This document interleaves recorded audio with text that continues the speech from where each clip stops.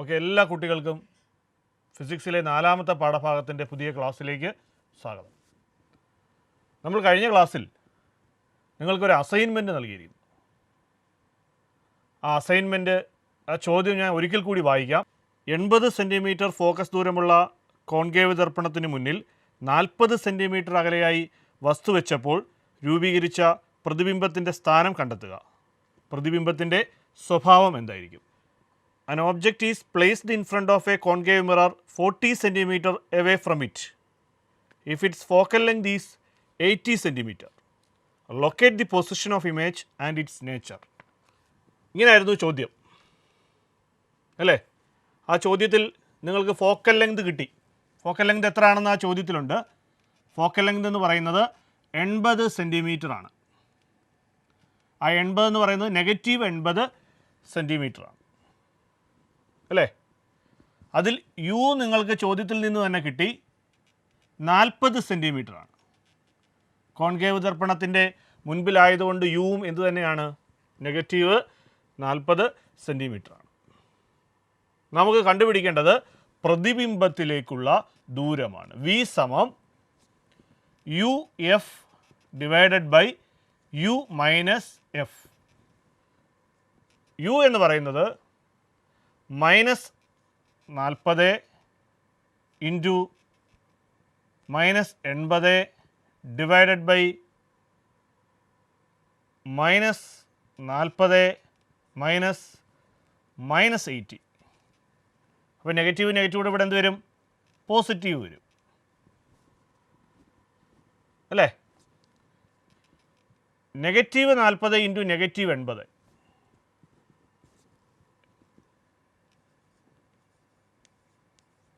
3200.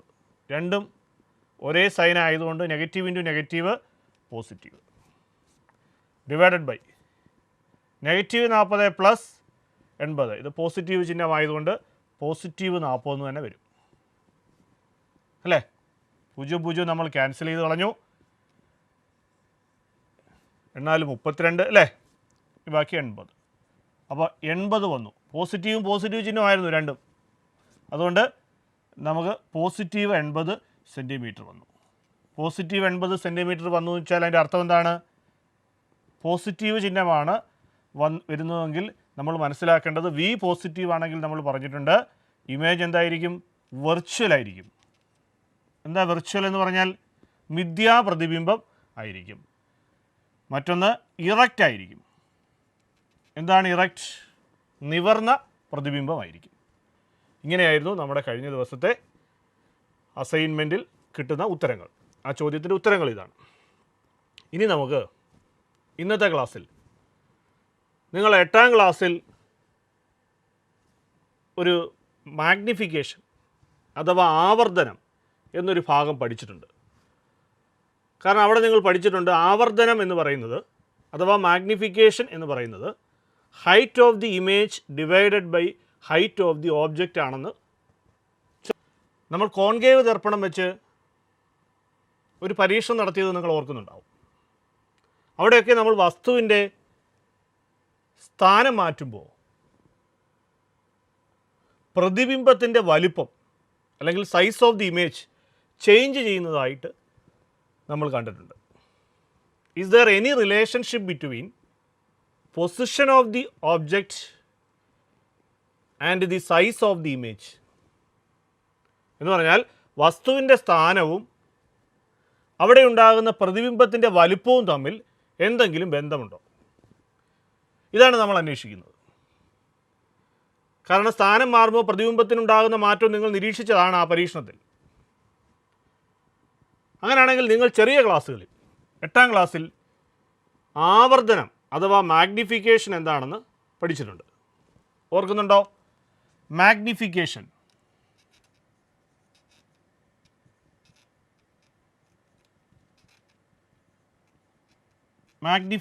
എന്താണെന്ന് അല്ലെങ്കിൽ ആവർത്തനം എന്താണെന്ന് നിങ്ങൾ ചെറിയ ക്ലാസ്സിൽ ഒന്ന് പഠിച്ചിട്ടുണ്ട്. ആരെങ്കിലും ഓർക്കുന്നുണ്ടോ മാഗ്നിഫിക്കേഷൻ എന്താണെന്ന്? ശരിയാണ് അല്ലേ? എന്താണ്? HI/HO എന്ന് നമ്മളവിടെ പഠിച്ചു വെച്ചിട്ടുണ്ട്. എന്താണ് ഈ HI? Height of the image, പ്രതിബിംബത്തിൻ്റെ ഉയരം. HO എന്ന് പറഞ്ഞാൽ എന്തായിരിക്കും? ഹൈറ്റ് ഓഫ് ദി ഓബ്ജക്റ്റ്, വസ്തുവിൻ്റെ ഉയരം.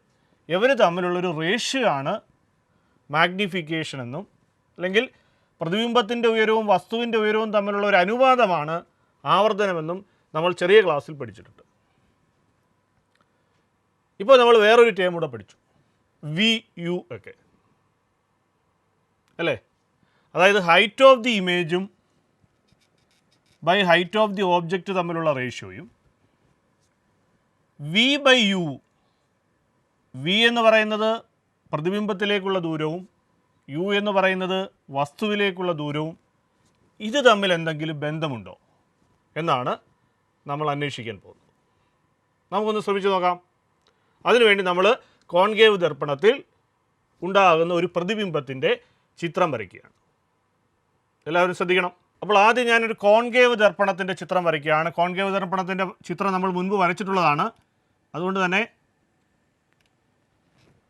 അതിൻ്റെ പ്രതിപതന തലം കർവ്ഡ് ഇൻവേർഡ് ആണ്. അതിൻ്റെ റഫ് സർഫസ് നമ്മൾ അടയാളപ്പെടുത്തി. ഇനി ഇതിൻ്റെ മിഡ് പോയിൻ്റ് എന്ന് പറയുന്നത് നമുക്കറിയാം പോളാണ്. ആ പോളിലേക്ക് നമ്മളൊരു പ്രിൻസിപ്പൽ ആക്സിസ് വരയ്ക്കുകയാണ്, മുഖ്യ അക്ഷം വരയ്ക്കുകയാണ്.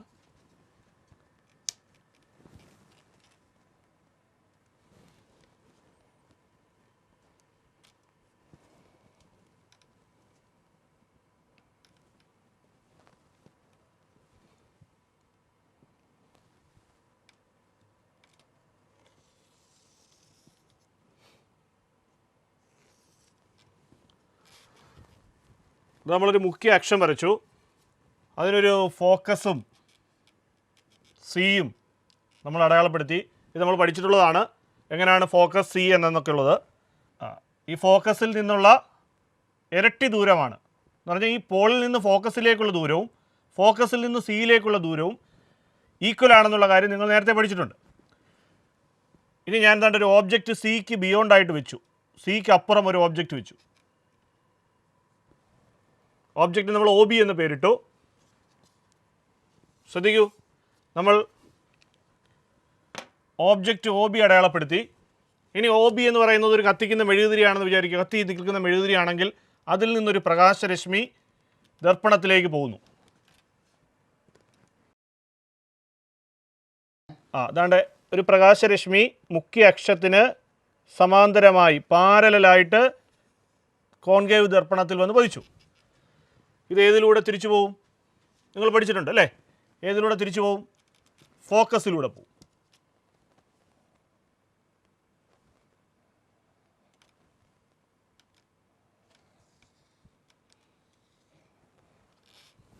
ഫോക്കസിലൂടെ പോയി. അടുത്ത പ്രകാശരശ്മി നമ്മൾ പോളിൽ വന്ന് പതിക്കുന്നതായി കാണിക്കാം. ശ്രദ്ധിക്കുക, അടുത്ത ഓബ്ജക്റ്റിൽ നിന്ന് മെഴുകുതിരിയിൽ എന്ന് ഓബ്ജക്റ്റ് എന്ന് പറയുന്ന ഒരു കത്തിക്കുന്ന മെഴുകുതിരിയാണെന്ന് നമ്മൾ പറഞ്ഞു. അതിൽ നിന്ന് ധാരാളം പ്രകാശരശ്മികൾ പോകുന്നുണ്ട്. ഒരു പ്രകാശരശ്മിയെ നമ്മൾ തൽക്കാലം പോളിലേക്ക് കൊണ്ടുവന്ന് പതിപ്പിക്കുകയാണ്.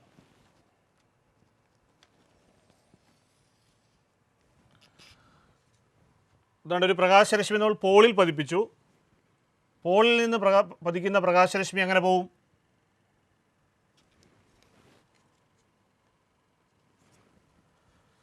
അപ്പോൾ പോളിൽ പതിക്കുന്ന പ്രകാശരശ്മി പ്രതിപതന നിയമം അനുസരിച്ച് പ്രതിപതിക്കുമെന്ന് നിങ്ങൾ പഠിച്ചിട്ടുണ്ട് അല്ലേ? എങ്ങനെയാണെന്ന് നോക്കാം.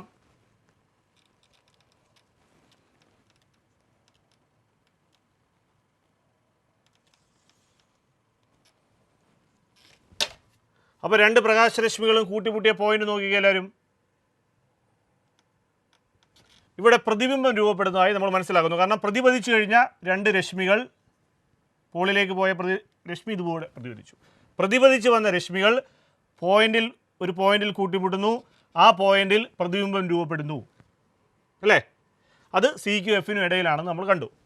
അപ്പോൾ ഓബ്ജക്റ്റിന് നമ്മളൊരു പേര് കൊടുത്തിരുന്നു നേരത്തെ, OB. ഇത് ഇമേജാണ്, IM. പോള് നമ്മൾ കണ്ടു, ഫോക്കസ് കണ്ടു.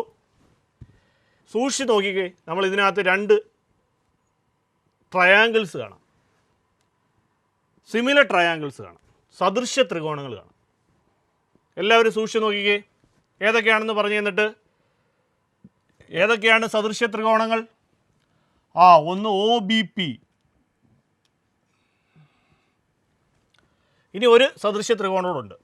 എല്ലാവരും ശ്രദ്ധിക്കണം. ഒരു കോൺകേവ് ദർപ്പണത്തിൽ പ്രതിബിംബം രൂപപ്പെട്ട ചിത്രമാണ്. അതിൽ ഈ ചിത്രത്തിൽ നമുക്ക് 2 ട്രയാങ്കിളുകൾ ദൃശ്യമാണ് അല്ലേ? ഏതൊക്കെയാണ് ആ 2 ട്രയാങ്കിൾ എന്ന് നിങ്ങൾ നോക്കിക്കേ. എല്ലാവരും ഒന്ന് പറഞ്ഞേ, ഏതൊക്കെയാണ് ആ ട്രയാങ്കിൾ?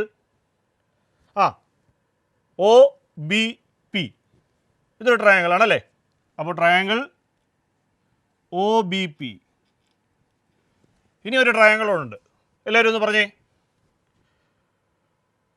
ശരിയാണ്, ട്രയാങ്കിൾ IMP. ഈ 2 ട്രയാങ്കിളുകളും സിമിലർ ട്രയാങ്കിളുകളാണ്. അതിന് നമ്മൾ മലയാളത്തിൽ സദൃശ്യ ത്രികോണങ്ങൾ എന്ന് പറയും. ശരിയല്ലേ? അങ്ങനെയാണെങ്കിൽ നമ്മൾ പഠിച്ചിട്ടുള്ളതാണ്, ഗണിതപരമായി നമ്മൾ പഠിച്ചിട്ടുള്ളതാണ്, മാത്തമാറ്റിക്കലി നമുക്കറിയാം, ഈ സിമിലർ ട്രയാങ്കിളിൻ്റെ സൈഡുകൾ തമ്മിലുള്ള അനുപാതം പരസ്പരം എന്തായിരിക്കും?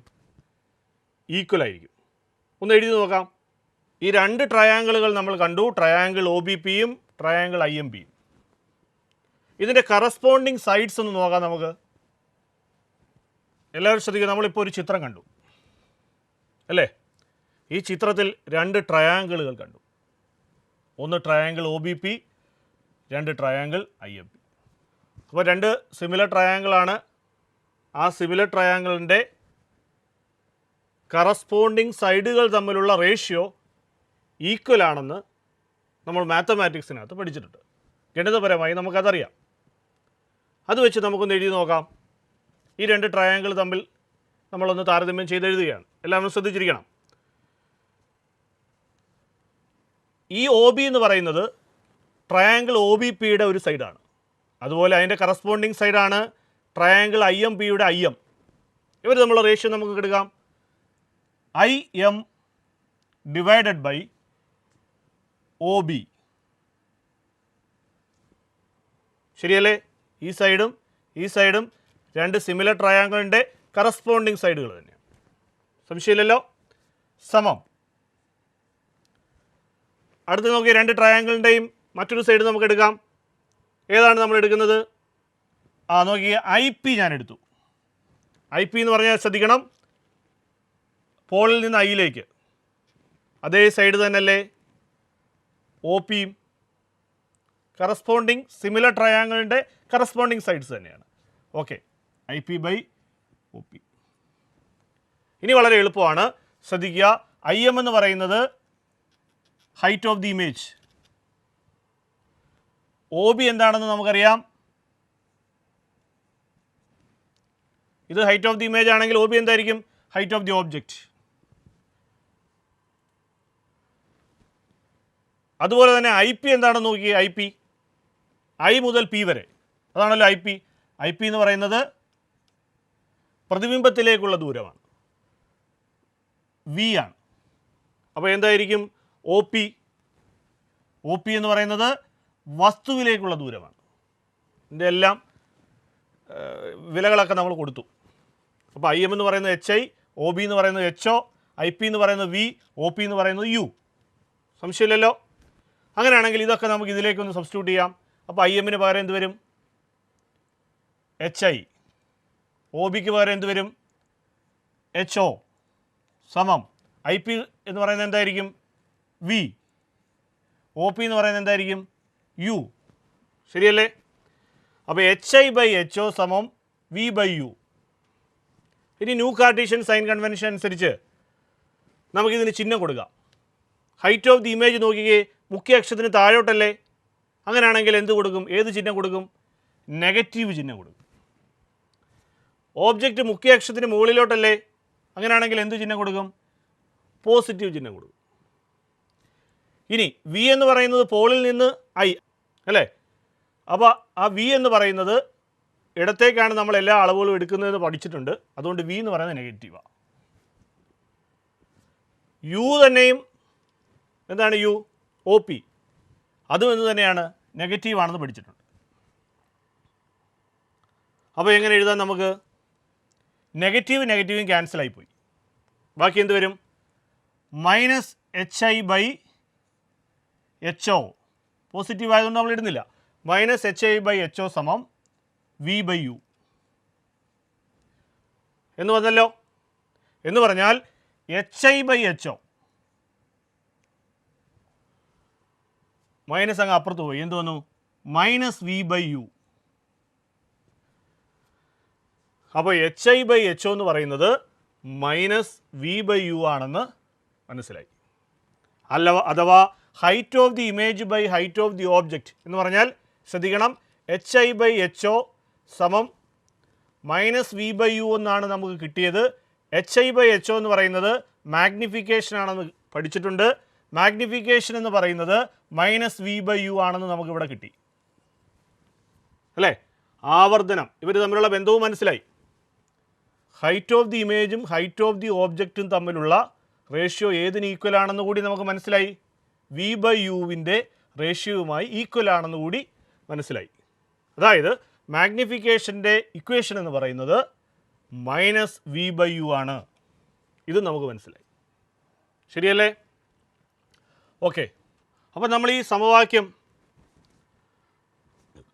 ആവർത്തനത്തിൻ്റെ സമവാക്യം അല്ലെങ്കിൽ മാഗ്നിഫിക്കേഷൻ്റെ സമവാക്യം ഉപയോഗിച്ച് ഒരു ചെറിയ കണക്കിലേക്ക് പോകാം അല്ലേ? എല്ലാവർക്കും വളരെ എളുപ്പത്തിൽ ചെയ്യാൻ പറ്റുന്നതാണ്.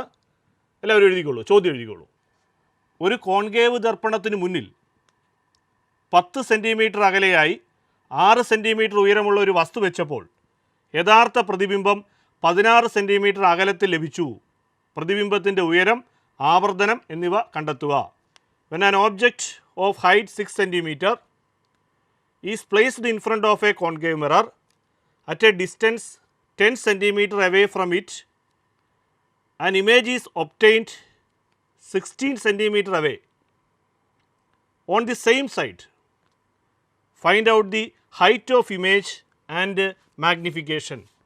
അപ്പോൾ എല്ലാവരും ചോദ്യം ശ്രദ്ധിച്ച് വായിച്ചു നോക്കി. അവിടെ നമുക്ക് U എത്ര ആണെന്ന് ആ ചോദ്യത്തിൽ നിന്ന് മനസ്സിലാവും. എത്രയാണ് U? U എന്ന് പറയുന്നത് ദർപ്പണത്തിന് മുന്നിലാണ്, അതുകൊണ്ട് തന്നെ നെഗറ്റീവ് ചിഹ്നം കൊടുക്കണം. -10. യഥാർത്ഥ പ്രതിബിംബമാണെന്ന് പറഞ്ഞിട്ടുണ്ട്. യഥാർത്ഥ പ്രതിബിംബമായതുകൊണ്ട് V എന്ന് പറയുന്നത് -16 ആണ്. ഹൈറ്റ് ഓഫ് ദി ഓബ്ജക്റ്റ് നമ്മുടെ ചോദ്യത്തിൽ തന്നിട്ടുണ്ട്.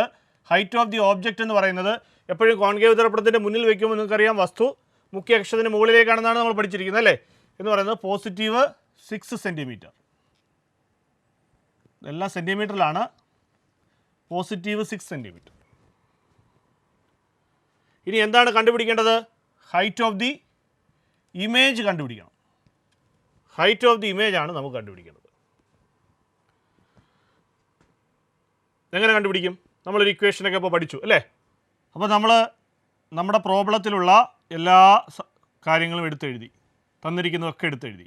ഇനി നമുക്ക് ഇതിനകത്ത് മാഗ്നിഫിക്കേഷൻ എന്ന് പറയുന്നത് -V/U എന്ന സമവാക്യമാണെന്ന് പഠിച്ചു. ഇത് വെച്ച് നമുക്ക് മാഗ്നിഫിക്കേഷൻ കണ്ടെത്താം. എന്താണ് മാഗ്നിഫിക്കേഷൻ? -V/U ആണ്. മൈനസ് ചിഹ്നം കൊടുത്തു. V എന്താണ്? -16 ആണ്. U എന്താണ്? U? -10.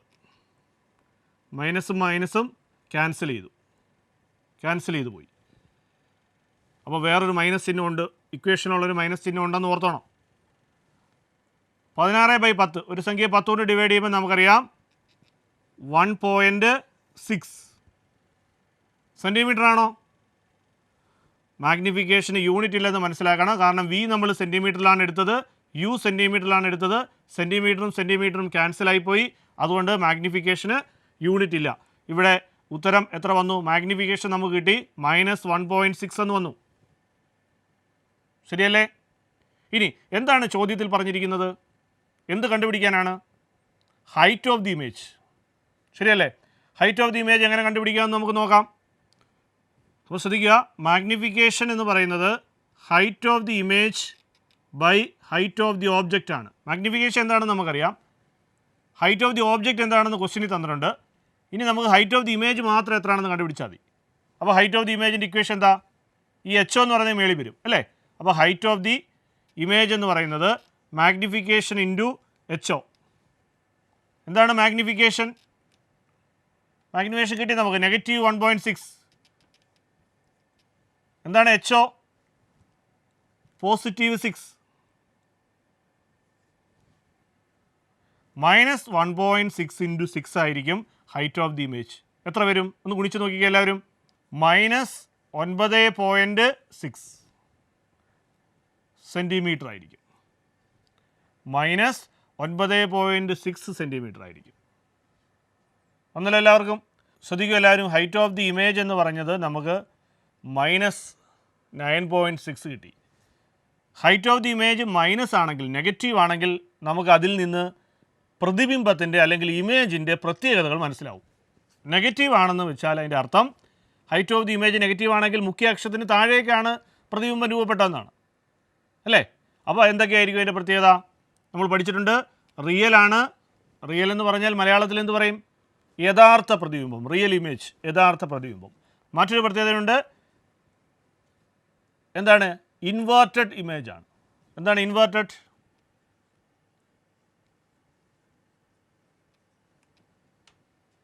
തലകീഴായ പ്രതിബിംബം. തലകീഴായ പ്രതിബിംബമായിരിക്കും. നമ്മൾ മെഴുകുതിരിയുടെ ഇമേജ് വയ്ക്കുമ്പോൾ തലകീഴായ നിൽക്കുന്ന മെഴുകുതിരിയുടെ പ്രതിബിംബമായിരിക്കും നമുക്ക് ലഭിക്കുന്നത്. ഇത്തരം കാര്യങ്ങളാണ് നമുക്ക് ഈ പ്രോബ്ലം ചെയ്ത് അതിൻ്റെ മാഗ്നിഫിക്കേഷൻ നെഗറ്റീവാണെന്ന് കണ്ടപ്പോൾ മനസ്സിലാകുന്ന കാര്യങ്ങൾ. ഓക്കെ, അപ്പോൾ ഇന്ന് പഠിപ്പിച്ചതൊക്കെ നിങ്ങൾക്ക് മനസ്സിലായിട്ടുണ്ടാവും. നിങ്ങളതൊന്ന് എഴുതി നോക്കണം. കാരണം നമ്മൾ ചില സമവാക്യങ്ങളും അതിൻ്റെ ചില കണക്കുകളുമൊക്കെയാണ് ചെയ്തത്. അത് ഒന്നുകൂടെ നിങ്ങൾ എഴുതി പഠിക്കണം. സംശയമുള്ളത് നിങ്ങളുടെ ഫിസിക്സ് ടീച്ചറിന് അയച്ചു കൊടുക്കുക. ടീച്ചർ അതിൻ്റെ ഉത്തരങ്ങൾ നിങ്ങൾക്ക് പറഞ്ഞു തരും. നമുക്കിനി ഇന്നത്തെ അസൈൻമെൻറ്റിലേക്ക് പോവാം. ഒരു ചോദ്യമാണ്, എഴുതിക്കൊള്ളുക. 5 സെൻറ്റിമീറ്റർ ഫോക്കസ് ദൂരമുള്ള ഒരു കോൺകേവ് ദർപ്പണത്തിൻ്റെ മുന്നിലായി 8 സെൻറ്റിമീറ്റർ അകലത്തിൽ ഒരു വസ്തു വയ്ക്കുന്നു. പ്രതിബിംബത്തിൻ്റെ സ്ഥാനം, ആവർത്തനം എന്നിവ കണ്ടെത്തുക. An object is placed 8 centimetre away in front of a concave mirror of focal length 5 centimetre. Find the position of image and magnification. ഇനി അടുത്ത ക്ലാസ്സിൽ നമുക്ക് ദർപ്പണവുമായി ബന്ധപ്പെട്ടിട്ടുള്ള ചില ചിത്രങ്ങൾ കൂടി കാണാം. ആ ചിത്രത്തിൽ നിന്ന് പ്രതിബിംബത്തിൻ്റെ ചില സവിശേഷതകൾ കൂടി മനസ്സിലാക്കാം. ഓക്കെ.